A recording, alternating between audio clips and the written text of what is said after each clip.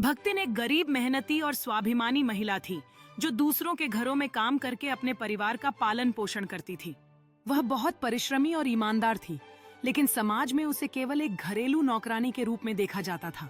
उसकी उपस्थिति किसी के लिए भी महत्वपूर्ण नहीं थी, लेकिन उसका श्रम सबके लिए आवश्यक था। भक्तिन के जीवन में दुखों की कोई कमी नहीं थी। वह दिन रात दूसरों की सेवा में लगी रहती, लेकिन किसी ने कभी यह जानने की कोशिश नहीं की कि उसके अपने जीवन में क्या चल रहा है। एक दिन उसके बेटे की अचानक मृत्यु हो गई। यह उसके जीवन का सबसे बड़ा आघात था।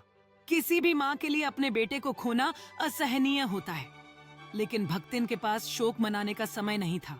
अगले ही दिन वह हमेशा की तरह अपने काम पर लौट आई। यह कहानी समाज की संवेदनहीनता और गरीब वर्ग की विवशता को उजागर करती है। जब लोगों ने उससे पूछा कि वह इतनी बड़ी त्रासदी के बाद भी काम पर क्यों आई है, तो उसने सहजता से उत्तर दिया कि अगर वह काम नहीं करेगी तो उसके परिवार का गुजारा कैसे होगा। उसकी इस बात ने वहां मौजूद सभी लोगों को चौंका दिया, लेकिन कोई भी उसकी मदद के लिए आगे नहीं आया। भक्तिन का जीवन केवल जीविका के लिए संघर्ष नहीं था, बल्कि समाज की उस बेरुखी का प्रतीक था